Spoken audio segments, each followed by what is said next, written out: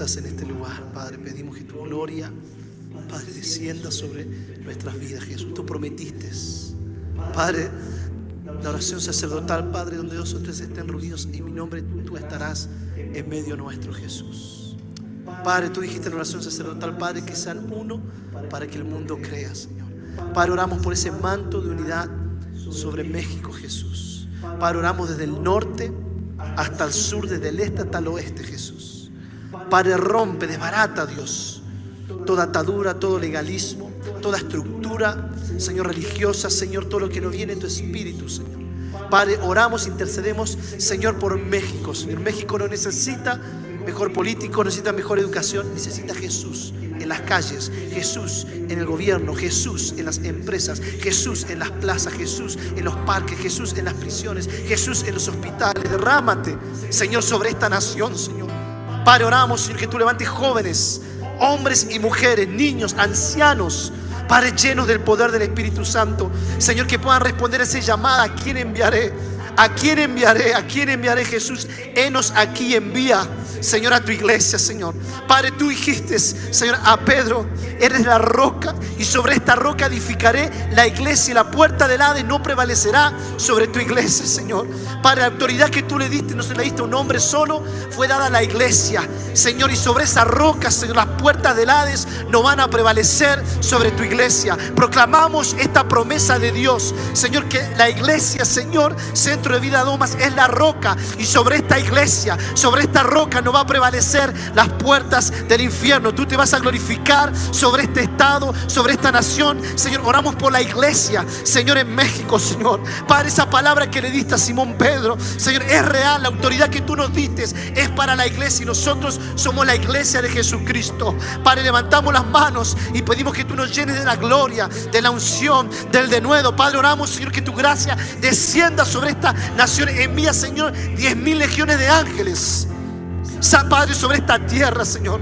Padre, levanta, Señor, levanta ministerios, Señor, entregados, consagrados, Señor, a ti, Señor. No levantar un nombre, no levantar una organización, sino levantar a Jesús, al Rey de Reyes, al Señor de Señores, como cantábamos a Yeshua. Padre, levántate sobre México en el nombre de Jesús de Nazaret. Padre, bendecimos el liderazgo de esta nación y pedimos que un manto de unidad, de gloria y de poder sea derramado desde el norte hasta el sur, desde el este hasta el oeste, así como lo hiciste en Argentina, en Brasil y en muchos otros lugares. Una vez más, hazlo en México. Padre, yo bendigo la iglesia en México, bendigo a los pastores, a los líderes. Padre, pedimos, Señor, que todo orgullo pueda caer, toda contienda, toda enemistad, todo espíritu de división, en el nombre de Jesús de Nazaret.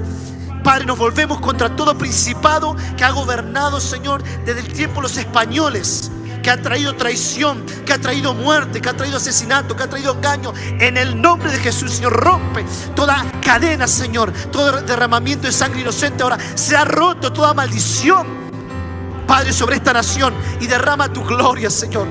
Padre, trae ese nuevo vino, ese nuevo fresco vino sobre esta nación, Señor, y derrama tu gloria, Padre, como nunca antes, Señor. Y a ti te vamos a dar la gloria, y a ti te vamos a dar la honra y toda la alabanza, en el nombre del Padre, del Hijo y del Espíritu Santo. Y la iglesia dice amén, amén y amén. Dale un fuerte, fuerte aplauso a Jesús. Aleluya, aleluya. La presencia de Dios está en este lugar. ¿Cuántos lo creen? Jesús está aquí porque Él lo prometió, y es una alegría poder estar con ustedes. Es una alegría poder compartir. Estamos viendo la mano de Dios. Donde vamos, Dios nos sorprende, Dios nos permite ver el poder de Dios, la gracia de Dios, la autoridad de Dios. Y eso es lo que Dios hoy nos quiere hablar. De equipando la iglesia es poder nosotros estar preparados para lo que Dios quiere hacer. Así que dile a quien tienes al lado: prepárate, prepárate, prepárate, porque cosas grandes es las que Dios ha prometido para su iglesia. Es un privilegio estar aquí con ustedes, Pastora Lourdes. Gracias por la oportunidad de poder compartir nuevamente, al equipo pastoral, a los pastores. La verdad que hay mucho por hacer. Hay mucho por hacer. Y México necesita un mover de Dios. No grandes hombres, no grandes mujeres. Hombres que estén dispuestos, mujeres que estén dispuestas. Si Luis dice, el hermano Elías, la humildad, hemos aprendido de Jesús. Y me recuerdo, estábamos en una conferencia en Asia con mi padre, y estaban los pastores. Había más de 800 pastores en esa conferencia. en Taiwán.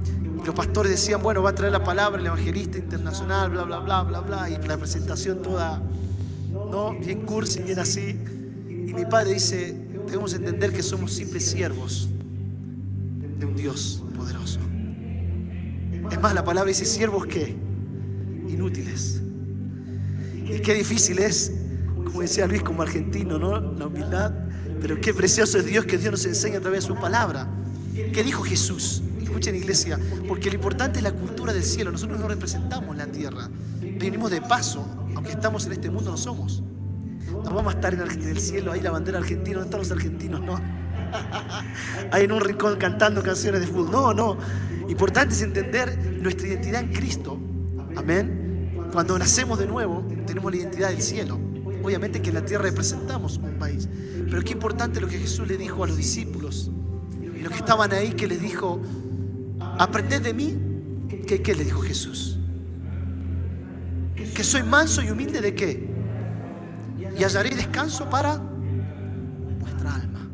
Jesús no le dijo, si algo han visto en mí, miren cómo caminé en el agua. Miren cómo gané la Copa del Mundo. Miren cómo sané a Bartimeo. Miren cómo levanté a Lázaro de la muerte. Miren todo mi currículum. Todo esto hice. Miren, aquí estoy yo. Jesús no se alabó de sí mismo. ¿Qué hizo Jesús? Si algo tienen que aprender de mí, aprendan esto: a ser mansos y humildes de corazón. Wow. ¿Cuánto nos falta aprender? Yo cada vez que veo, en el caso mío, a mis padres, veo a Jesús, en mamá y en papá todo el tiempo. Papá tuvo la oportunidad de recorrer todos los continentes, hacer cruzadas en muchas naciones de Asia, Oceanía, menos en África. Bueno, en Sudáfrica tuvimos una cruzada que se hizo grande ahí en Sudáfrica, pero no en África. Pero Dios nos permitió ver muchas cosas. Y qué precioso, en este caso me toca hablar de un papá y una mamá que han marcado la vida de 9 hijos. Y de mucha otra gente más, pero primero comenzó en la familia. Los 9 estamos sirviendo a Dios, algunos en la empresa que mi padre dejó, pero desde ahí predicando y haciendo evangelismo y también predicando las cruzadas, otros en la iglesia, pastoreando. Y qué bonito es ver la gloria de Dios y la gracia de Dios. Y es por eso que nosotros hoy como nunca tenemos que prepararnos. Amén. Y entender que la gloria de Dios, la palabra dice, el que más humilla, más Dios lo va. Y el que más se quiere levantar, Dios lo va a ¿qué? Y qué importante es eso, entender que los valores del cielo no son como los de la tierra. Al altivo, ¿cómo lo mira Dios? De lejos. Así que damos gloria a Dios, que Dios nos permita caminar con ese corazón. Entender que somos simples siervos. Y que no es el currículum, no es lo que Dios hizo en mi vida, lo que Dios, eso es parte de la historia y es precioso. Pero hay más de Dios. Hay más de lo que Dios quiere hacer en tu vida. Hay más de lo que Dios quiere hacer en México. ¿Cuántos lo creen? La palabra dice en 1 de Juan 3:8, ¿no? Para esto se manifestó el Hijo de Dios, para deshacer las obras ¿de quién? De Satanás. ¿Para qué se manifestó Jesús, iglesia? Para deshacer las obras de Satanás. Y qué importante es cuando Jesús nos habla de la gran comisión. ¿Qué dice la gran comisión? Marcos 16:15. ¿Y de qué? Y predicad el evangelio, y estas señales seguirán a los, en mi nombre echarán, hablarán nuevas lenguas, y sobre los enfermos pondrán las manos y sanarán. ¿Qué nos habla esto? Que en Jesús, el evangelio de Jesús, es un evangelio de autoridad y de poder. Jesús nos dijo, vayan y pásenla bien y disfruten de ser hijos de Dios. Jesús nos dijo, bueno, ahora que sos iglesia vas a ser un espectador. No, no somos espectadores. Como dice el hermano Wayne, somos un ejército del Dios viviente. Dios no está buscando espectadores, Dios está buscando un ejército. ¿Cuántos dicen amén? Gente que está activa, no pasiva en el reino. Yo siempre digo, 2 Timoteo 1:9, dice, el mismo Dios que te salvó también te llamó. Y te llamó conforme a sus propósitos. O sea, el Dios que me salvó a mí también me llamó. 2 Timoteo 1:9, aquel que te salvó te llamó. ¿Cuántos pueden decir amén? Todos tenemos un llamado de Dios. Y primeramente nuestra identidad en Cristo es ser discípulos. ¿Y cómo es un discípulo? Haciendo lo que Él hacía. Compartiendo de su amor, compartiendo de su gracia, compartiendo de su poder. Hace 2 semanas estuvimos en Perú, ahí en Tingo María, al norte, con las asambleas de Dios. en un congreso y fue precioso ver la iglesia unida allí en Perú y ver el poder de Dios. Había cientos de jóvenes apasionados por ver un mover de Dios. Qué precioso es ver cuando la iglesia se une y cuando tenemos una generación de adolescentes y jóvenes que están buscando la gloria de Dios, que están buscando la presencia de Dios, que están buscando el rostro de Dios, que están aprendiendo a enamorarse de Jesús. Qué precioso es cuando nosotros podemos tener una relación con el Señor y estamos enamorados de Jesús. Yo lo amo, Jesús, porque Él me ama y puedo entender de su amor cuanto más lo conozco a Él. Y puedo decir: Jesús, gracias por amarme, gracias por recibirme, gracias por perdonarme, gracias porque tus misericordias son nuevas cada mañana. Y qué importante es entender esto. ¿Cuántos dicen amén? Para poder caminar en el poder de Dios, para que Dios te sorprenda. Que no dejemos de mirar la ventana de los grandes hombres y mujeres de Dios y seamos partícipes del mover de Dios. El libro de Hechos se sigue escribiendo y nosotros somos partes de ese libro. El libro se sigue escribiendo, jóvenes, adolescentes. Dios quiere usar tu vida. No te limites ni limites a Dios. Así como Dios lo hace con gente, y lo hizo y lo sigue haciendo con gente que tenía su empresa, sus emprendimientos, sus problemas, sus preocupaciones. Cuando Dios los llamó, en el caso de Carlos y María, dijeron: Señor, enos aquí, envíanos. Y Dios está buscando eso. Romanos 8:19 dice: el mundo anhela fervientemente la manifestación de ¿quiénes? De los hijos y de las hijas de Dios. ¿Qué está esperando México? Te está esperando a ti. No está esperando el bonito mensaje que se predica de acá, porque las cuatro paredes ya están cansados de escuchar la palabra. Está esperando que tú y yo nos manifestemos. ¿Dónde? Nos mostremos. Manifestar quiere decir mostrarnos. ¿Dónde? En la calle, en el Soriana, en el parque, en el trabajo, en las prisiones. ¿Qué pasó en Argentina? ¿Por qué hubo un mover de Dios? ¿Porque había un hombre ungido solamente y la gloria de Dios estaba? No, es porque la iglesia en Argentina, te voy a decir un secreto. ¿Sabes qué pasó? Comenzó Carlos Anacondia y después había anacondias por todos lados predicando con megáfonos en las plazas, en la estación de tren, en los parques, en los Sorianas, que allá se llaman Carrefour, y en muchos otros lugares que se predicaba el evangelio. Y ahí fue cuando vino un mover de Dios, porque la iglesia entendió que no se trataba del hombre de Dios, se trataba de Jesús. Y cuando Jesús te llena, cuando Jesús te unge, ¿qué es ungir? La palabra ungir es apartado para. Cuando Dios nos unge, nos aparta ¿para qué? Para su obra. ¿Cuántos dicen amén? Entonces, cuando viene la unción de Dios a tu vida, cuando uno está apartado estamos apartados para Dios. ¿Cuántos dicen amén? Para hacer las obras de Dios. Y si tienes un emprendimiento, si eres profesora, si eres doctor, si eres empleador, el púlpito que Dios te dio ahí es para que tú muestres la gloria de Dios. Amén. Para que podamos ser las manos y los pies de Jesús en la tierra. Ese es el evangelio. El evangelio es Jesús.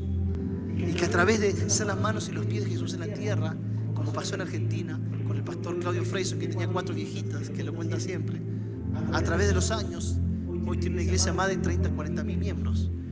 Pastor Pedro Ibarra, voy a nombrar más de 20 pastores en Argentina que hoy tienen, por decir, no sé si ciudades, pero edificios e iglesias que Dios ha permitido crecer. ¿Por qué? Porque entendimos la asignación de que no se trataba de hacer templos grandes y llenar la iglesia, sino que la iglesia sea una mano donde Dios puede salir y afuera podemos traer a la gente adentro. Que la iglesia sea el hospital de Dios, donde Dios sana, donde Dios restaura, donde Dios trae vida, donde Dios vivifica, donde Dios da identidad a los que no tienen identidad, donde Dios a aquellos que tienen un espíritu de orfandad, Dios le pone un corazón de hijo y de hija. Amén. Y eso es la iglesia, y eso iglesia es lo que Dios quiere hacer en México. Entonces la palabra de hoy es: ¿estamos dispuestos a hacer esa iglesia? Vamos a poner la carga sobre los pastores. El pastor tiene que evangelizar, tiene que predicar, tiene que orar por los enfermos, porque así en Argentina en los 70 toda la carga estaba sobre quién. Y ahí estaban los televidentes sentados en la banca disfrutando de los beneficios del reino. Y qué precioso es eso. Pero Dios no nos llamó a la palabra a ser espectadores, sino a ser partícipes. Y conmigo, ser partícipes del evangelio. Lo que de gracia recibiste, de gracia dar. Y cuanto más des, escúchame bien, cuanto más Dios ve un vaso dispuesto a dar y no guardarte, y no, muchas veces, y lo digo con amor, iglesia, somos muy egoístas muchas veces y queremos las bendiciones de Dios y queremos que Dios nos prospere, y queremos que Dios nos bendiga, y queremos que Dios nos cambie, que Dios cambie a mi esposa, que Dios cambie a mis hijos, y queremos que Dios haga esto y lo otro. Y terminamos siempre los beneficios. Y que el principio del Evangelio es que Dios te ha dado esa gracia. De gracia a nosotros. Y cuando Dios ve que somos vasos dispuestos, Dios te va a dar más, porque es la ley de la palabra. Lo mismo con la siembra y la cosecha. Al que da, Dios le va a multiplicar en todas las áreas de la vida, no solo en las finanzas. El que más está dispuesto a compartir, Dios te va a dar más dones, más talento, más gracia, porque ve que eres un vaso que está dispuesto a representarlo en la tierra. Aleluya. Y hoy nos toca hablar de la guerra espiritual y de la autoridad. No sé si ahí tienen las hojitas o no están las hojas. Para ir avanzando, no quiero perder mucho el tiempo, pero algo que Dios me está hablando, iglesia, en este tiempo, es lo importante de la madurez de la iglesia. Mucho tiempo hemos visto el mover de Dios, el poder de Dios, pero Dios hoy no solo está llamando a mover un poder, sino Dios está llamando a una madurez espiritual, a poder crecer y entender qué herramientas tenemos nosotros en la palabra. ¿Para qué? Para deshacer las obras de Satanás. ¿Quién es el príncipe de este mundo? Satanás. Y para esto se manifestó Jesús, el Hijo de Dios, para deshacer las obras de ¿quién? Y lo que Dios nos está llamando hoy a nosotros es lo mismo, es tener esa autoridad y entender que en Él tenemos autoridad para deshacer toda obra de maldad. Para que Dios nos envista de ese poder que viene de lo alto a través del Espíritu Santo. Hechos 1:8 que dice: recibiréis poder cuando venga ¿quién? Cuando venga el pastor, cuando venga el ungido, cuando venga el gran predicador. ¿Sino quién? El Espíritu Santo, y me seréis testigos, Judea, Samaria, Jerusalén, Judea, Samaria y hasta lo último de la tierra. El poder de Dios, iglesia, está dispuesto para todos aquellos que lo anhelan y que lo desean. Muchas veces yo he visto que en Argentina hemos estado, nunca manejé una Ferrari, pero no sé, imagínate que tenga 10 cambios y estamos sentados en una Ferrari, ¿no? Y estamos siempre manejando en primera. Y tenemos todos los beneficios del reino de Dios, pero estamos conformes que estamos sentados en el reino de Dios y que somos hijos de Dios. Y no estamos aprovechando todos los beneficios que tenemos como hijos de Dios. Y qué importante es que el Señor pueda despertarnos, amén, para poder tomar esa autoridad y entender que para esto Dios nos tiene aquí en la tierra. ¿Para qué? Para deshacer las obras de Satanás. Para que podamos vivir conforme al corazón de Dios y esa autoridad que Dios nos va llenando por deshacer las obras de ¿quién? De Satanás. Mira lo que dice aquí: equipando guerra espiritual, intercesión y evangelismo. Este taller lo desarrollamos con la importancia de la gran comisión, que ya lo explicamos, Marcos 16:15, las herramientas que tenemos para avanzar en el mundo. Dice primera de Juan 5:19, sabemos que somos de Dios, pero el mundo entero está o yace bajo el poder de ¿quién? Bajo el poder de, o sea, somos de Dios, pero el mundo está bajo Satanás. Lo primero que tenemos que entender, iglesia, es que cuando venimos a Dios hay un enemigo, hay un adversario. ¿Quién es el adversario? ¿Quién es el adversario? Satanás. ¿Y cuál es el plan de Satanás? El ladrón viene ¿para qué? Matar, hurtar y destruir, pero yo he venido para que tenga vida y vida en abundancia. La vida que Dios quiere en la tierra para ti y para mí es una vida abundante, no una vida limitada. Es una vida, digan conmigo, abundante. No que dice, el ladrón viene para hurtar, matar, destruir, y yo para que tenga una vida básica, una vida para que pases, ¿no? No, una vida abundante en Cristo. Esas son promesas de Dios. ¿Y qué es una vida abundante? La vida abundante es que abunde no solo, porque cuando hablamos de las bendiciones pensamos en lo económico, no, que tu relación con tu esposa, con tus hijos, con la gente que te rodea, que tengas un buen nombre, una buena fama, que la gente sepa que eres un hijo, una hija de Dios, que amas a Dios con todo tu corazón, que la gente sepa los frutos que hay en ti, que son los frutos del Espíritu Santo. Eso es una vida en victoria, eso es una vida abundante. Amén. Hay un adversario. Y la Biblia va más adentro de esto. Dice la palabra de Dios en Efesios 6:12. ¿Qué dice la palabra de Dios en Efesios 6:12?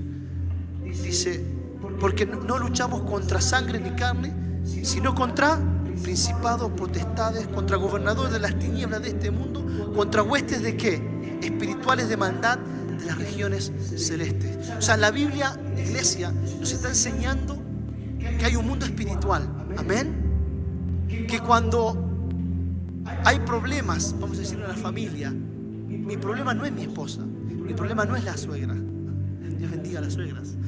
No, el problema ¿qué es? El problema, hay que entender que mi lucha no es contra carne ni sangre, sino contra quién es. Todo espíritu que esté en esa persona, que traiga división, que traiga chisme, que traiga murmuración, lo que sea que traiga, mi lucha es contra el diablo. Amén. Y muchas veces peleamos la pelea incorrecta, porque nos ponemos a pelear con la persona y perdemos el tiempo sabiendo que la lucha es conmigo espiritual. La lucha que tú tienes como hijo, como hija de Dios, no es en lo natural, es en lo espiritual. Por eso la palabra dice que todo lo que atéis en la tierra será atado, todo lo que desatéis en la tierra será desatado. Eso es autoridad que Dios nos da a nosotros. Amén. Entonces, cuando nosotros abrimos los ojos a la autoridad y al mundo espiritual, es importante entender esto. ¿Cómo maneja Satanás? Cuando nosotros entendemos la guerra espiritual, que habla de una guerra, ¿no es así o no, iglesia? Hay una guerra espiritual que tenemos. Entonces, ¿cómo yo puedo ir a la guerra, o qué país va a la guerra sin conocer a su adversario? Siempre hay infiltrados que investigan qué armas tienen, qué ejército tienen, cómo trabajan o no. Tienes que saber contra quién te enfrentas. Por eso la palabra nos habla de Satanás. Él tiene que principados, gobernadores, huéspedes de las regiones celestes. Esto es el ejército que tiene Satanás. Entonces, ¿cómo yo puedo contraatacar? Bueno, ahora entiendo que hay un mundo espiritual y que hay un orden espiritual. Amén. Y cuando yo entiendo el orden espiritual, puedo atacar a todo principado, a todo gobernador, a toda fuerza de maldad que está gobernando. ¿Y cómo yo identifico? Bueno, vas a un lugar, a un país, a una región y ves algo espiritual y vos ves lo que está sucediendo, ¿no? Y vos decís, bueno, en esta ciudad lo que se mueve, vamos a dar un ejemplo, es el alcoholismo. Los hombres y muchas mujeres están atados. Bueno, eso es un hombre fuerte que gobierna ese lugar. No, en esta ciudad, ahora que estamos en Perú, la gente atada al juego. Había cibercafé por todos lados y están apostando todo el tiempo. Entraron al cibercafé y estaban con la pantallita apostando, y hay un espíritu en ese lugar de juego, una atadura de adivinación, de juego, de un montón de cosas que son fortalezas que gobiernan regiones. Entonces ahí, cuando uno conoce el mundo espiritual y vos vas a hacer un trabajo espiritual, ya sabés contra qué estás luchando. Si mi familia o la familia de mi esposa luchó con tal cosa, el abuelito, el tatarabuelo, el papá, porque ahí hay una maldición generacional y una fortaleza espiritual que está atando. Entonces muchas veces vemos, pero tenemos que entender por qué está pasando esto. Bueno, acá hay una atadura generacional. ¿Y qué tenemos que hacer? Romper esa atadura. ¿Cómo? A través del clamor, a través de la oración, a través de la intercesión, a través de la guerra espiritual. ¿Cuántos dicen amén? Entonces, cuando más conocemos la palabra de Dios, más conocemos la guerra espiritual, lo que estamos peleando, más podemos tener herramientas para vencer a Satanás. Me recuerdo una cruzada, estábamos planeando una cruzada y se había pagado toda la publicidad y había sido un buen dinero para la ciudad, y la pusieron a las 3 semanas antes de la cruzada, y estuvo una semana las carteleras en las autopistas, en los negocios, los pasacalles, ¿no? Y a una semana que se puso la publicidad, el municipio bajó todo. Y varias ciudades se pusieron de acuerdo y empezaron a bajar todas las publicidades. Y se había invertido en impresión, se había invertido en espacio publicitario y todo. Y yo me acuerdo que ahí, yo estaba coordinando esa cruzada, y ahí fue cuando comenzamos a ver lo que estaba pasando. Y nos llamaron los pastores y me dicen, mira, está pasando esto. Y ahí, ¿qué entendimos nosotros como ministerio? ¿Saben qué entendimos? Que era una guerra espiritual, que Satanás tenía tomado los aires de esa ciudad. Que él había tomado los aires de esa ciudad, y por eso se había bajado lo de la cruzada. Sin razón fue, porque ya se había pagado, ya teníamos los permisos, todo. Eso se había hecho casi un año antes. Entonces ahí entendemos que hay una guerra espiritual. ¿Y qué hicimos como ministerio?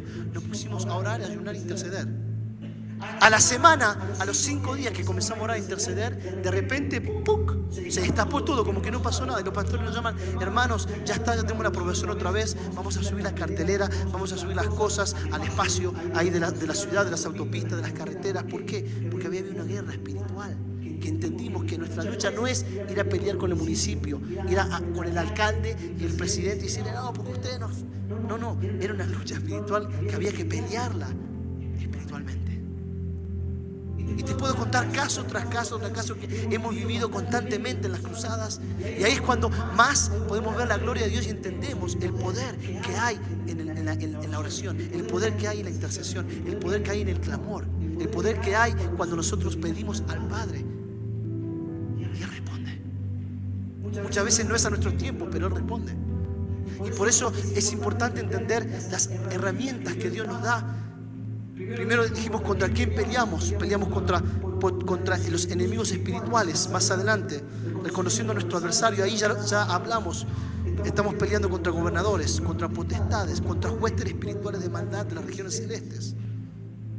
Contra ellos estamos peleando, y contra Satanás mismos. Los enemigos espirituales.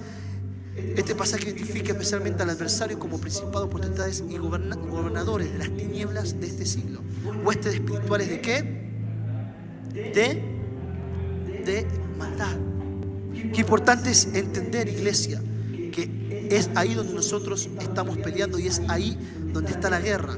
Potestades en griego, acá dice exouxai, es un término que se traduce como autoridades y se refiere a seres espirituales que tienen poder y jurisdicción sobre ciertos dominios. Las potestades tienen jurisdicción sobre ciertos dominios. Los gobernadores de las tinieblas de este siglo. Es un larguísimo como está acá descrito en el griego: cosmo karatos tus totou. Dice, este término sugiere a una categoría de seres espirituales también malignos que ejercen influencia sobre sistemas corruptos y pecaminosos de este mundo. Los gobernadores ejercen autoridad y poder sobre sistemas corruptos de este mundo. Las huestes espirituales de maldad, grupo que se refiere a un conjunto de fuerzas demoníacas, malignas, no sé si quieren tomar nota y pueden tomar, que operan desde el ámbito espiritual para influenciar a ángeles. Las huestes de maldad trabajan para contrarrestar propósitos divinos y para influenciar negativamente en la agenda de Dios. Qué importante es entender que estamos peleando una guerra y que hay un ejército. Que primeramente hay un ejército. Pero la buena noticia es que Dios nos dio ¿qué? Potestad. Digan conmigo: potestad. Tenemos autoridad. Cuando nosotros vamos a una cruzada, ¿qué es una cruzada evangelística? Es un evento, sí, pero no lo tomamos como un evento. Una cruzada evangelística, iglesia, es un acontecimiento espiritual. ¿Por qué es un acontecimiento espiritual? Porque vamos a ir a ganar autoridad donde el Dios de este siglo gobierna, con minúsculas, Satanás. Cuando hacemos una cruzada entendemos que no vamos a hacer un evento evangelístico, no, es un acontecimiento espiritual. Que antes, un año antes, 9 meses antes, estamos orando con el grupo de intercesión, más de 200, 300 intercesores, ya clamando y orando para que Dios traiga libertad. Estamos ya atando en la tierra, desatando para que cuando vayamos en lo natural la gloria de Dios se manifieste. Por eso dice 2 Corintios 4:3-4. ¿Qué dice 2 Corintios 4:3-4? Si nuestro evangelio está encubierto, entre los que se pierde está encubierto. Porque el Dios de este siglo cegó el entendimiento de ¿quiénes? De los incrédulos, para que no resplandezca la luz del evangelio conforme a la imagen de ¿quién? De Dios. ¿Qué nos está enseñando la palabra a través de 2 Corintios 4:3-4? Que el Dios de este siglo cegó el entendimiento de ¿quiénes? De los incrédulos. Estábamos en una cruzada en Italia con las Iglesias Unidas y vino una comitiva de Francia, de París. Vino como 15 pastores. Yo estaba como coordinador y vienen: hermano, venga, quiero hablar con usted. Así todo, un español mezclado. Digo: ¿qué pasa, hermano? No, mi nombre es Freddy, estoy casado con una argentina, hablo un poco español. Ok, soy parte del Consejo Pastoral de París y de Francia y queremos hacer una cruzada, pero nos hemos dado cuenta que Francia es un país duro. En París la gente es gente de estatus, de mucho dinero, de mucho nivel. Los corazones están duros y queremos hacer una cruzada, pero vemos que no llega el evangelio como llega aún aquí en Italia o en Sudamérica. Y ahí comenzamos a hablar y nos dimos cuenta que el problema no era que el corazón era duro. El problema es lo que dice la palabra.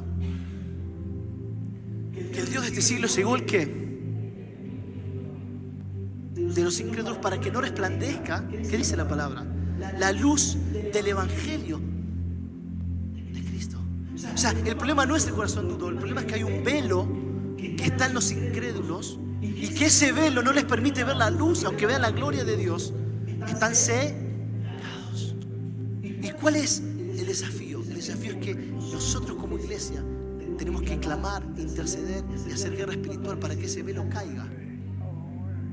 Y cuando ese velo cae sobre los ojos de los incrédulos, cuando viene la gloria de Dios, los toca y los transforma. ¿Y cuál fue la respuesta? El problema no era el corazón duro, el problema era que la iglesia estaba indiferente al dolor del pueblo.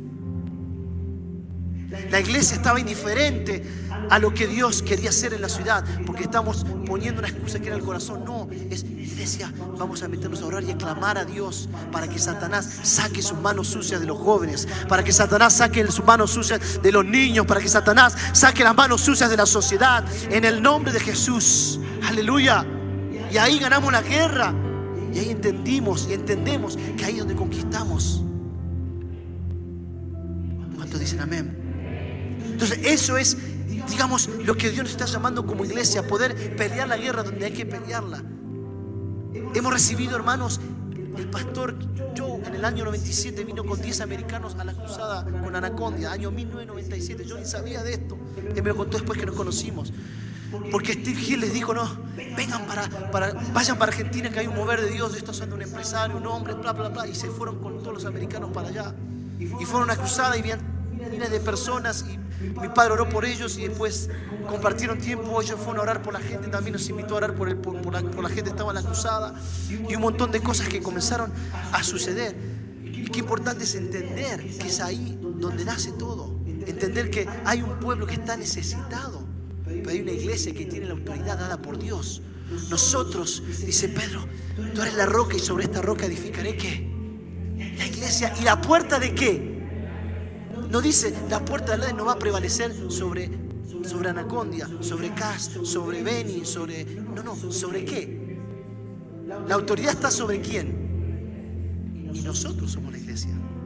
Por eso es importante nosotros estar conectados con la iglesia. ¿Cuántos dicen amén? Nosotros hacemos cruzadas y hacemos evangelismo, pero yo estoy conectado a una iglesia local. Por eso es importante, por más que Dios use y tenga la unción y todo, estar conectado con la iglesia. Porque la autoridad fue dada ¿a quién? A la iglesia. Y cuando yo estoy conectado a la iglesia, yo soy la iglesia. Amén. Y qué importante es eso, entender la autoridad que Dios nos dio. ¿Me van siguiendo o no? ¿Se va entendiendo? Y esa es la autoridad que Dios tiene ¿para quién? Para nosotros. Luego habla de tomar la armadura de Dios en Efesios 6:13. Voy a obviar eso porque ya lo conocemos, el pasaje, hablando de esta metáfora espiritual. Amén. La armadura de Dios. Yo aquí puse en el punto lo que representa. Dice, tomad la armadura de Dios. Pablo nos está instando a equiparnos completamente con las herramientas espirituales provistas por Dios. Ceñid vuestros lomos con la verdad. Efesios 6:14. La verdad se refiere a la integridad, a la sinceridad. Ceñid nuestros lomos, que indica estar preparados y firmes como soldados que se preparan para la batalla. Vestidos con la coraza de la justicia. La coraza protege los órganos vitales. Un sentido espiritual de la justicia, tanto lo que proviene de Dios como la justificación, como la justicia práctica. Protege el corazón del creyente. Calzados los pies con el apresto del evangelio ¿de qué? De la paz. Los zapatos en el mundo natural permiten a una persona, en este caso a un soldado, moverse con rapidez y con estabilidad. Amén. El evangelio de la paz nos capacita al creyente para avanzar con esa efectividad para cumplir la misión por la cual Dios nos llamó. ¿Cuántos dicen amén? Qué importante es esto, iglesia. El escudo de la fe. El escudo de la fe nos protege contra los ataques del enemigo. La fe en Dios es una promesa que nos apaga. Es una promesa que apaga los dardos del maligno, es decir, las dudas, las tentaciones, las acusaciones. ¿Qué le dijo Jesús a Pedro? Pedro, el diablo me ha pedido para zarandearte como el trigo. Pero yo estoy rogando por ti para que tu fe no falte, para que tu fe no falle. Qué importante es estar llenos de la fe de Dios, porque la palabra nos enseña que sin fe va a ser imposible agradar a Dios. Y la pregunta es, hoy en tu vida, ¿estás llena de fe? ¿Estás lleno de fe? ¿Será que el enemigo nos quiere atacar como quiso atacar a Simón Pedro? Pedro, el diablo me está pidiendo para zarandearte, pero tranquilo, porque yo estoy intercediendo por ti. Y tengo una noticia hoy: Jesús, el Hijo de Dios, está a la diestra del Padre, intercediendo por los santos, intercediendo por ti y por mí. Si lo quieres, darle un fuerte aplauso al Rey de Reyes. ¡Aleluya! Él está a la diestra del Padre, intercediendo por ti y por mí. ¿Para qué? Para que tu fe no falle. Lo primero que el enemigo va a querer atacar, amigo, amiga, abuelo, abuela, joven, es la fe. Porque el diablo sabe que si ataca la fe, va a atacar tu esperanza, va a atacar nuestro futuro en gloria. Porque nosotros lo que creemos es por fe. Creemos que el mundo fue formado por la palabra de Dios. No lo vimos cuando fue formado, pero por fe creemos que Él lo hizo. Hebreos 11, que dice: y Moisés por la fe caminó, y Abraham por la fe salió de su tierra, de su parentela, a la tierra prometida.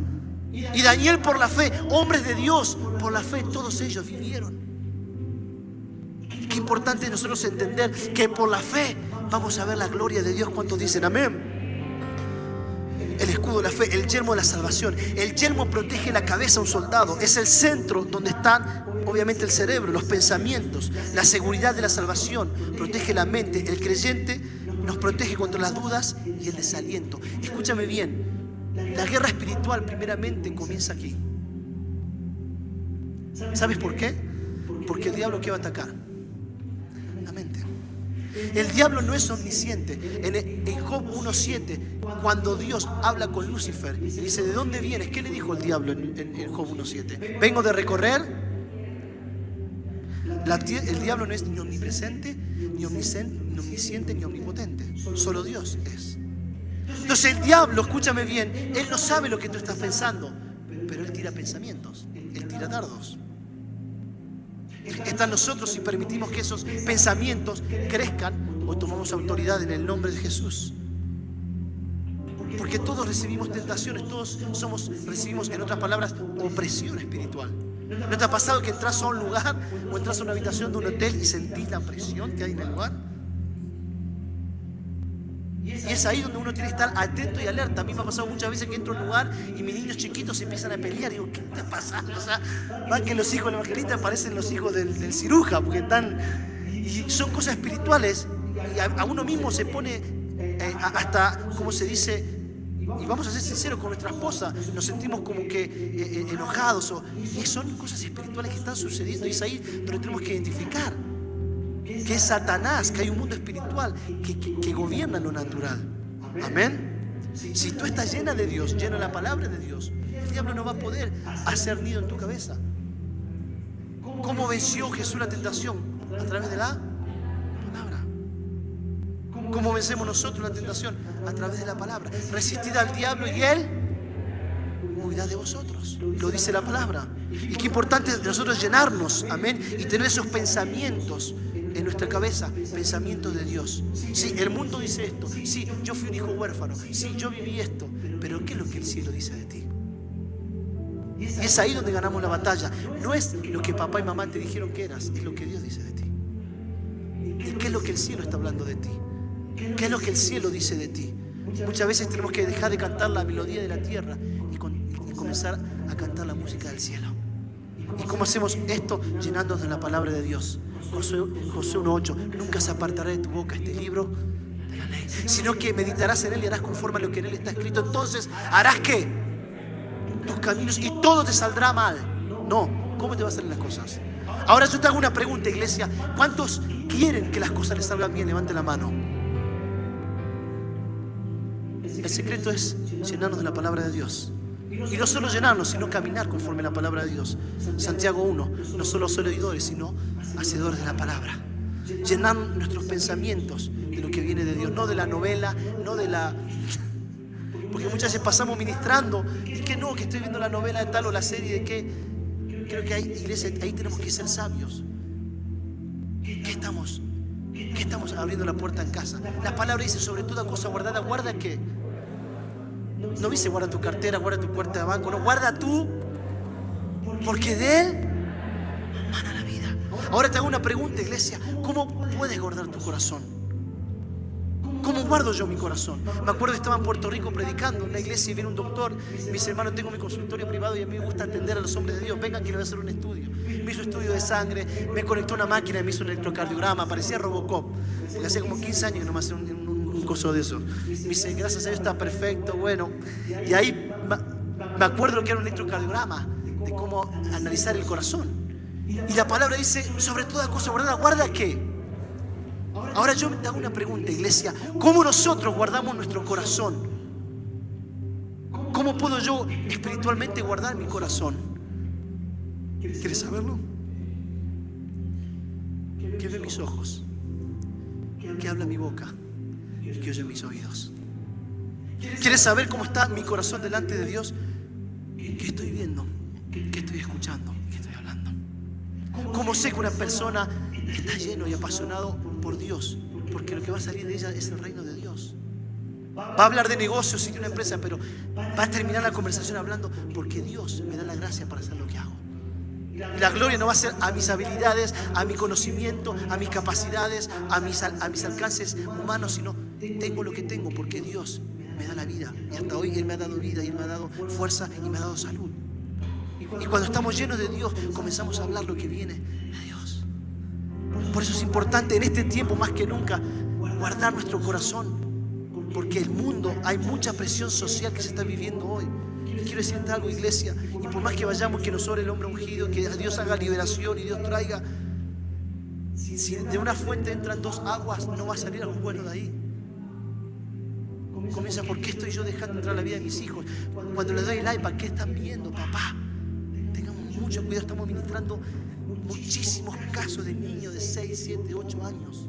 Cuando hay un juego que se llama Roblox, y ahí hay habitaciones que tienen hechas cosas sexuales, que los nenes de 7 años están viendo eso y escuchan sonidos, y son habitaciones que ellos entran y ahí están estos predadores sexuales que quieren pervertir. ¿Sabes cuántos niños ministramos de 7, 8, 9 años? Jugando un juego que inocente, que son cuadraditos, que no se... y hay que tener ahí mucho cuidado, porque es ahí donde el diablo está atacando a esta generación. ¿Para qué? Para destruirlos. Entonces yo quiero darte un consejo. Como papá y mamá, seamos sabios. ¿Qué le permitimos ver a nuestros hijos? ¿Qué puerta estamos abriendo? Me gusta mucho lo que dice el hermano Dante Gebel. Y es hablando de la guerra espiritual, porque también es en lo natural. Si nosotros queremos cuidar nuestra vida, nuestra familia. Yo crecí sin televisión en casa, sin computadora en la habitación, sin teléfono. Obviamente ya estoy en el 4º piso, a los 40 años, pero no había los teléfonos que había ahora y todo lo que había. Pero qué importante es, y el hermano Dante dice, tener una televisión en un cuarto con un niño es como cerrar la puerta con llave y abrir la ventana para que entre un ladrón y haga lo que quiera con ellos. Literalmente. Porque el diablo es astuto. Y después vienen los dolores de cabeza, y después vienen papá y mamá llorando porque el niño de 7 años vio lo que no tenía que ver, porque fue a la casa de un primo de 10 años, 11, 12. Qué importante es que cuidemos lo que Dios nos ha dado. Ahí empieza la guerra espiritual, ahí empieza la victoria en Cristo. Sé que no es fácil, pero es posible. ¿Cuántos dicen amén? Es posible decirle a Satanás, no lo vas a hacer ni en mi vida ni en mi familia. No lo vas a hacer. No tienes autoridad. Termino en el verso 17 de Efesios. La espada del Espíritu, que es la palabra de ¿quién? De Dios. La palabra de Dios es la que dirige nuestros pasos, la que nos lleva por la senda correcta. Lámpara a mis pies y lumbrera a mi camino. ¿Es la qué? La palabra de Dios. Y qué importante es vivir por ello. Autoridad. Qué importante es entender que Dios nos dio ¿qué? Iglesia, autoridad. Di conmigo, autoridad.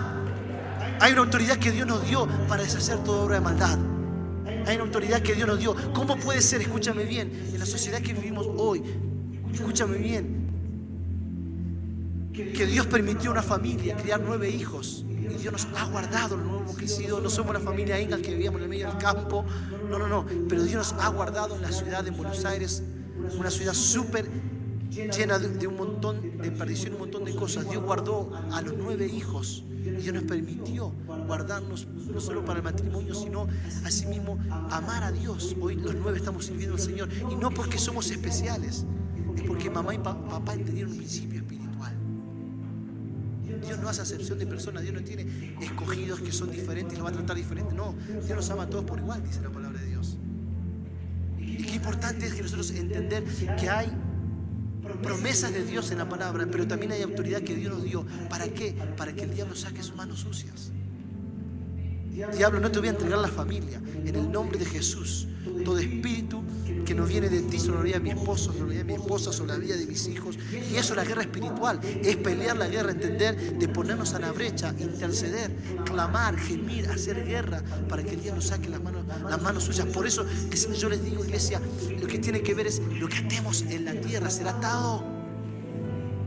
Lo que desatemos en la tierra será desatado. Y la vida del cristiano es una vida espiritual. Digo conmigo, espiritual. Y cuanto más entiendas la autoridad que Dios te dio, que vamos a hablar ahora de la autoridad, más vas a ser efectivo para ver el mover de Dios, para ver la libertad de Dios. ¿Cuántos dicen amén? Miren lo que dice la palabra de Dios. Vayamos aquí ya autoridad. En Juan dice 5:19, primera de Juan 5:19, sabemos que somos de Dios y que el mundo entero está bajo el maligno. Primera de Pedro 5:8, sed sobrios y velad, porque vuestro adversario el diablo anda como el león rugiente, buscando ¿a qué? ¿Buscando a quién? Vuestro adversario. ¿Cuántas veces hemos estado en ciudades y en países que venimos con los líderes, pastores, y comenzamos a hablar de la guerra espiritual, y hay veces que me dicen, hermano, yo no muevo el avispero, no me meto con el diablo porque el diablo no se mete? Y yo le digo, hermano, usted lee la Biblia, no sé qué Biblia está leyendo, porque mi Biblia dice que en el momento que venimos a la luz tenemos un adversario, te guste o no te guste, y ese adversario es Satanás.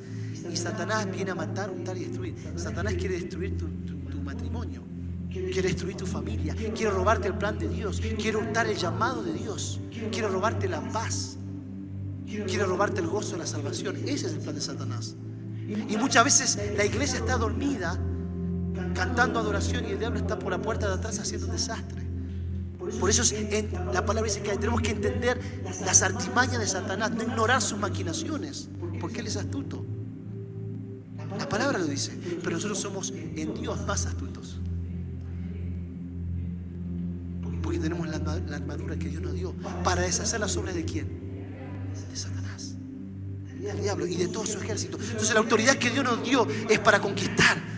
Lucas 4:6-8 dice, y le dijo el diablo a Jesús, a ti te daré la potestad y la gloria de todos ellos, hablando del mundo, de la tierra, porque a mí me ha sido entregada y a quien quiero yo la doy. Si tú postrado me adorares, todos estos reinos serán tuyos. Jesús le respondió y le dijo, vete de mí, Satanás, porque escrito está, al Señor tu Dios adorarás y a Él solo. Satanás estaba tentando a Jesús en el desierto, y la última tentación le dice, si tú te postras delante de mí, todo esto que tú ves, estos reinos son tuyos, porque a mí me ha sido dado y quien quiero yo los doy. El diablo tenía autoridad sobre los reinos. ¿Y cómo fue esto posible? Vayamos a Génesis 1:28 y 29. Y dice, y Jesús los bendijo y le dijo, fructificaos, multiplicaos, llenad la tierra, sojuzgad y señoread en los peces del mar y las aves de los cielos y todas las bestias que se mueven sobre la tierra. Y le dijo, he aquí todo lo que ha dado la planta de la semilla, esta está sobre la tierra, y todo árbol que hay fruto y da semilla, ¿os será para qué? Para comer. El primer pacto de Dios con Adán y Eva fue multiplicaos, fructificaos, sojuzgad y señoread la tierra. Si vos vas al diccionario en español, sojuzgad significa tener dominio sobre una persona, sobre un objeto o sobre algo. Sojuzgar algo, someter. Y después no solo Dios le dijo vas a sojuzgar, sino que vas a señorear. ¿Qué es señorear? Es ser Señor. En otras palabras, Dios puso al hombre y a la mujer como corona de la creación. Él entregó las llaves y la escritura de la tierra a Adán y Eva. Y dijo, ustedes van a ser señores de toda la tierra y de todo ser viviente. Aquí está. ¿Y qué pasó luego? En Génesis 9, en el segundo pacto de Dios con el hombre. Génesis 9, 1 y 2. Bendijo Dios a Noé y a sus hijos y le dijo: fructifíquense y multiplíquense, llenen la tierra. El temor y el miedo de vosotros estará sobre los animales de la tierra y sobre toda ave de los cielos, en todo lo que se mueve en la tierra y en todos los peces del mar. En vuestras manos fueron entregados. El segundo pacto de Dios con el hombre, iglesia, ya no fue sojuzgar y señorear. Solo le dijo: multiplíquense y fructifíquense. Ahora, ¿por qué en el segundo pacto que Dios hizo con Noé y con la familia, Dios ya no le dijo a Noé: ustedes van a tener autoridad sobre la tierra? ¿Qué pasó entre Génesis 1 y Génesis 9? El pecado original. El hombre pecó y la mujer pecó. Y el diablo, ¿qué hizo? Robó las llaves y las escrituras que Dios le había dado. Y ahora en Lucas, el diablo está diciendo y está desafiando a Jesús y dice: esto a mí me fue entregado, y a quien quiero yo lo doy. ¿Dónde fue entregado a Satanás? En el huerto del Edén. En el huerto del Edén, el hombre y la mujer perdió la autoridad que Dios le había dado. ¿Y qué pasa? ¿Qué pasa cuando un reino vencía a otro reino en la palabra de Dios? Ese reino subyugaba y tomaba autoridad sobre ese reino. Cuando David gobernó a los amorreos, cuando tomó autoridad sobre ellos, según Samuel, Dios le dio la autoridad de vencer cuántos reinos al rey David. Y en muchos casos él mataba a los hombres y dejaba a las mujeres y a los niños. En otros casos los ponía a todos a servir y a ser esclavos. ¿Qué hace un reino cuando vence a otro reino? Lo pone debajo y ser sirviente. ¿Y qué hizo Satanás? Es exactamente lo que hizo con el hombre y con la mujer. Es exactamente lo que hizo con la creación. Él tomó autoridad. Él robó la autoridad que Dios le había dado al hombre. Y él subyugó y trajo, a través del pecado, vino la maldición a la creación. Lamentaciones 5:16. Cayó la corona de nuestra cabeza. Ay de nosotros, ¿por qué? Pecamos.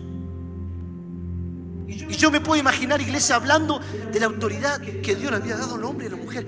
Esa autoridad absoluta, las llaves y las escrituras de la tierra fueron entregadas a nosotros. Y yo me puedo imaginar, hablando en mí mismo, ¿qué pasó? El diablo, el momento que venció y tomó esa autoridad. Yo me imagino que el diablo estaba celebrando: hemos vencido al hombre, hemos vencido, y ahora robamos esa autoridad que era de ellos, ahora es mía y de todos mis súbditos. Y yo creo, versión Elías, que el diablo estaba ahí contento. Y Dios comenzó a mandar hombres. Llegó Daniel, Moisés, Elías, Eliseo. ¿Cuántos hombres y mujeres? Débora, Esther. Y ninguno de ellos pudo cumplir con lo que habla Levítico, el Cordero Santo, el Cordero Inmolado. Ninguno de ellos pudo hacer el sacrificio perfecto que Levítico habla. Y yo me imagino que Satanás estaba diciendo: mandame a otro. Ahí te mando a Job. Ahí te mando a Moisés. Y la palabra dice: por cuanto todos pecaron, fueron ¿qué? Destituidos de la gloria de Dios. No hay justo ni algún uno. Ninguno de ellos podía cumplir con el requisito para poder llevar a cabo y poder recuperar lo que Satanás había robado en el huerto del Edén. Pero yo me imagino, iglesia, esta versión de la autoridad según Elías, que ahí estaba Jesús a la diestra del Padre, 2024 años atrás. Yo me imagino a Jesús sentado ahí, o ahí en el cielo con el Padre. Y yo me quiero, Dios decía: ¿y ahora a quién mando? Porque todos habían fallado, ninguno podía cumplir con ese mandato. Y Jesús dice: ya estoy listo, envíame, papá, acá estoy listo. Hace más de 2000 años Jesús de Nazaret se preparaba para entrar en escena. Y Él se hizo hombre siendo Dios y bajó a la tierra, iglesia. Y escúchame un segundo: no bajó a la tierra para ser celebrado, para que lo honren. Muchos, claro, que aplaudían: Hosana, bendito el que viene en el nombre de Dios. Él, siendo Dios, se hizo hombre, y siendo hombre se hizo siervo, y se hizo siervo por amor. Escúchame bien, Jesús en el cielo tenía corona de oro y diamantes. Y Él se sacó la corona de oro y diamantes y se puso una corona de espinos. Y Él tuvo que tomar el trago amargo. Él vino a la tierra y Él vino a sufrir. Y Él nos llamó amigos. Y Él sanó nuestras enfermedades. Y Él nos abrazó y consoló a aquellos que estaban en dolor.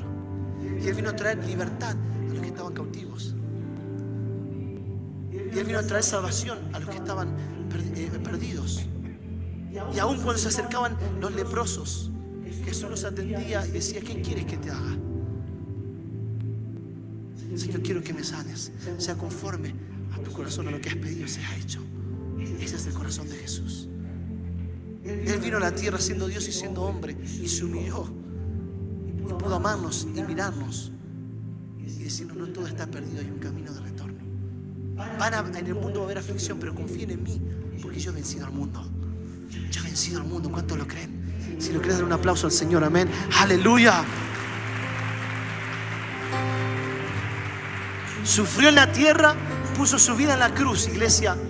Y luego dijo Jesús: Padre, perdónalos porque no saben lo que están haciendo. ¿Cómo sé que verdaderamente la palabra dice: en esto conoceréis que sois mis discípulos, si tenéis que amor los unos por los otros? ¿Cómo sé que tú y yo somos discípulos de Dios? Cuando ves que una persona de la iglesia está dolida porque un hijo está en las drogas, una hija quedó embarazada, una persona está en necesidad, no demos lugar al chisme, oremos por esa persona. Abracemos a la persona que te mira mal. En esto conoceréis que sois mis discípulos, si tienen que empatía, amor los unos por los otros. No importa si que está al lado de esa fina y te querés ir y querés amarla igual. Eso es el Hijo de Dios. Es decir, aunque el mundo y mi cultura me lleva a criticar y a murmurar, no lo voy a hacer, porque esa no es mi identidad en Cristo, esa no es tu identidad en Cristo. Si un hermano está pasando necesidad, oremos, y si podemos hacer algo, hagámoslo. Eso muestra que somos hijos de Dios, no de palabras sino de hechos. Nuestros hechos hablan más fuerte que nuestros dichos. Por eso, en el caso de nuestra familia, los 9 hijos, amamos a Dios y servimos a Dios, porque no nos predicamos un evangelio en casa, lo vivimos. Nosotros vivimos el evangelio. Y esa es mi oración: Señor, ayúdame a poder vivir el evangelio. A mis hijos no les tengo que predicar, tienen que verme que tú estás en mí. A mi esposa no le tengo que predicar, tiene que verme que Él está en mí. Que mayor es el que está en ti que el que está en el mundo. Que mayor es el que está en mí que el que está en el mundo. Que todo lo puedo en Cristo que me fortalece. Es que en mi familia éramos así, es que en mi tierra éramos así, es que en mi lugar no permitas que el pasado pueda determinar tu futuro. Eres una nueva criatura, lo dice la palabra. Los que están en Cristo, nueva criatura soy. Es que los argentinos somos eufóricos, no importa. Soy nueva criatura y mi identidad está en el cielo, no en donde yo nací. Porque estoy en este mundo, pero no soy de este mundo. Y es difícil, claro que es difícil, porque esto es morir cada día a nosotros mismos. Y a veces los argentinos, nos fui al estadio la semana pasada en Houston y fue una fiesta, una locura, y mi hijo estaba mirando así como gritaban los argentinos y la euforia, y terminó el partido y había como personas cantando y saltando ahí, transpirado, todo chivado, me sacaban la remera, y mi hijo dice, y celebraban y eso, y sí, la euforia. Pero imagínate si nosotros haríamos eso en el reino, si tendríamos esa pasión. Yo creo que en México la ganamos así. Si Dios trajo un mover de Dios por hombres, un hombre que le crea a Dios, imagínate una iglesia que le crea a Dios. ¿Qué no puede hacer Dios? ¿Qué no puede hacer Dios con una iglesia que le cree? Una iglesia que no tiene vergüenza de salir a la calle y decirle: muchachos, esto está mal. Voy a enseñarte lo que es eterno, los principios del reino. Y no ser un religioso, sino amarlos, no traer culpa, condenación, sino entender dónde estás, porque eso es lo que hacía Jesús. Jesús acercaba a los pecadores. Si tú entendías del agua que yo te voy a dar, no vas a tener sed jamás. No le dijo Jesús: estás con 5, eso es una ramera. No. Jesús la llevó con amor. Dijo: sí, tenés 5, ninguno es tu marido, pero cuando bebas el agua que yo te voy a dar, no vas a tener sed jamás. A pesar del pecado y la maldición que había en esta mujer, Jesús le mostró amor. Y eso es lo que muchas veces nos falta, iglesia, a nosotros. A mí me falta mucho eso, porque veo a una mujer de la calle, veo a un drogadicto, todo tatuado, fumando marihuana, y ya lo quiero mandar, ¿no? Y es ahí donde tiene que venir la compasión en nosotros. ¿Qué habrá pasado con ese joven? Yo te aseguro que viene de un lugar disfuncional, viene de abusos, de un montón de traumas, y hoy está siendo consecuencia de lo que vivió, porque todavía no tuvo la oportunidad de ser transformado por el mensaje de Jesús. Y esa es la tarea que nosotros tenemos, esa es la autoridad que Dios nos dio. Y Jesús, volviendo a la historia, Jesús dice: consumado es, le entrega su espíritu. Y yo me puedo imaginar acá que Jesús entrega su espíritu, consumado es, ya lo que tenía que hacer lo hice, Padre, soy tuyo. Y dice la palabra que el cuerpo murió, Jesús muere en su cuerpo y luego es sepultado. ¿No es así o no? Y yo me imagino que esos 3 días que les había prometido a los discípulos que él iba a volver habrán sido eternos para los discípulos. Es más, algunos de ellos se pensaban que ni siquiera iba a morir, que Dios lo iba a rescatar, que iba a ir a la autoridad y los iba a hacer todos garras y iba a salir como el victorioso, y no lo hizo. Porque era necesario que sea así. Dice Juan, cuando él vino a la tierra, él sabía lo que vino y no se negó. Y es más, le dijo a los discípulos: el que quiere venir en pos de mí, niéguese a sí mismo, tome su cruz y sígame. ¿Qué quiere decir esto, iglesia? Que Jesús le dijo: muchachos, yo voy a la cruz. Yo no voy a la tierra prometida, yo no voy a Disney, yo no voy a Six Flags, yo voy a la cruz. Y Jesús les enseñó: esta es la dirección a donde yo voy. Jesús sabía y no se negó a eso. Sí, en un momento dijo: si es posible, pasa de mí esta copa, pasa de mí este trago amargo. Pero él lo aceptó y lo recibió. Y yo me imagino que esos 3 días ahí estaba Jesús, ¿no? Y los discípulos esperando. Imagínate el infierno, versión Elías. ¿Qué habrá pensado Satanás? Vencimos al Hijo de Dios, matamos a Jesús de Nazaret. Ahí está colgado en la cruz, ya no tiene aire en sus pulmones, ya está muerto, su corazón no está palpitando. Jesús en la carne estaba muerto. Yo creo que Satanás estaba con el infierno celebrando. Logramos vencer, logramos matar al Hijo de Dios. Logramos nuestro cometido, que era avergonzarlo en la cruz. Murió como un ladrón y lo hemos vencido y lo hemos derrotado. Pero la palabra dice en Apocalipsis que Jesús descendió al Hades. Y Jesús tomó la muerte por el cuello. Y al tercer día dijo: ¿dónde está muerte tu aguijón? ¿Dónde sepulcro tu victoria? Yo soy la resurrección y la vida. Que cree en mí, aunque esté muerto, vivirá. Jesús tomó la muerte y fue al infierno, al Hades. Recuperó las llaves, recuperó las escrituras y ascendió al cielo, victorioso como el Rey eterno. ¡Aleluya! ¡Aleluya! Jesús asciende a los cielos. Imagínate cómo estaban los ángeles, los querubines, los arcángeles, recibiendo lo que la creación no pudo hacer. Jesús lo logró. Él logró recuperar las llaves y las escrituras que el hombre había perdido en el huerto del Edén, y asciende al cielo. ¡Aleluya! ¡Aleluya! Esto me emociona, iglesia. Él asciende con autoridad. Él venció la muerte y al tercer día resucitó. ¡Aleluya! Y tomó esa autoridad. ¿Y qué nos dice la palabra en Lucas 10:19? ¿Qué dice la palabra en Lucas 10:19? Dice: he aquí os doy potestad de hollar contra las serpientes y sobre los escorpiones y sobre toda fuerza del enemigo. Nada os dañará. Aleluya. Aleluya. Esa es la autoridad que Jesús nos dio. Dile al que tienes al lado: esa es la autoridad que tienes. Os doy autoridad. Te doy autoridad sobre toda fuerza del enemigo, y nada, ¿de qué? Nada te dañará. Cosas mayores que las que yo he hecho, ustedes van a hacer. Y estas señales seguirán. A ver, vamos a hacer un paréntesis. A Billy Graham, a Benny Hinn, a esta persona. No, estas señales seguirán ¿a quién? A los que creen. Y mi pregunta es, iglesia, ¿cuántos creen aquí? La palabra dice: estas señales te van a seguir a ti, hermano. Estas señales me van a seguir a mí. Cuando nosotros hacemos las cruzadas en Chiapas, en Oaxaca, en Guerrero, estamos en el lugar donde y ves los milagros que ves ahí. Es el poder de Dios, no somos nosotros. Es Dios por compasión, misericordia y amor a su gente y a la necesidad de su pueblo. Y por compasión y amor Él actúa y Él sana, Él liberta, Él trae libertad a los cautivos. Y a eso nos mandó el Señor, iglesia. A eso vino Jesús, a deshacer todas las obras de Satanás. Hechos 10:38. ¿Cómo ungió Dios con poder a quién? A Jesús de Nazaret. Y cómo Él anduvo haciendo bienes y sanando a todos los enfermos, porque Dios estaba ¿con quién? Con Él. Y ese es el trabajo que Dios nos envió a nosotros. Ahora, iglesia, les toca a ustedes.